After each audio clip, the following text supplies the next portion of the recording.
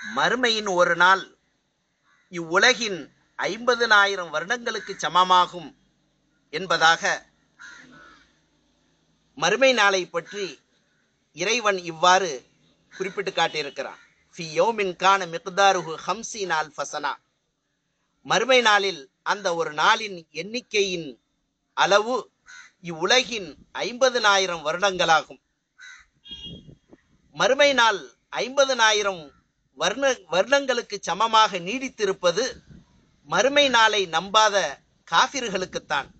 ஆனால் மூமின்களுக்கு அந்நாள் ஒரு ஃபர்லு தொழுகையை நிறைவேற்றும் நேரத்தை விட குறைவானதாக இருக்கும் என்று நபி ஸல்லல்லாஹு அலைஹி வஸல்லம் அவர்கள் கூறினார்கள். இறுதி நாளில் மக்கள் செய்த பாவத்திற்காக பிணை தொகை வாங்கப்பட மாட்டாது என்பதை பற்றி இறைவன் இவ்வாறு குறிப்பிட்டு காட்டியிருக்கிறான். ஃபல்யௌம லா யூஹது மின்கும் ஃபிதியத்துன். இன்றைய தினம் உங்களிலிருந்து பகரம் பிணை தொகை வாங்கப்பட மாட்டாது என்பதாக குறிப்பிட்டு காட்டியிருக்கிறான். உலகில் லஞ்சம் கொடுத்து குற்றவாளிகள் தன் குற்றத்தில் இருந்து தப்பித்து விடலாம். ஆனால் மறுமையில் குற்றவாளிகள் தண்டனை அடையாமல் தன் குற்றத்தில் இருந்து லஞ்சம் கொடுத்து தப்பிக்க முடியாது.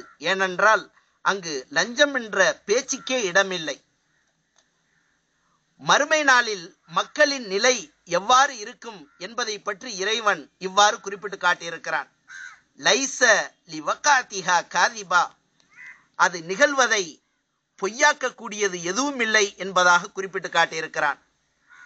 கியாமத் நாள் ஏற்படும் போது அதன் நிகழ்ச்சியை பார்த்த பிறகு இறைவனுக்கு இணை கற்பிக்கும் எந்த ஒரு மனிதனும் இருக்க மாட்டான். மேலும் மரித்தவர் உயிர்ப்பிக்கப்பட மாட்டார் என்று கூறக்கூடியவர்களும் இருக்க மாட்டார்கள். இவ்வாறு மக்களின் நிலை மறுமை நாளில் இருந்து கொண்டு இருக்கும் என்பதாக இறைவன் மேலே குறிப்பிட்ட அந்த திருவசனத்தில் குறிப்பிட்டு காட்டியிருக்கிறான்.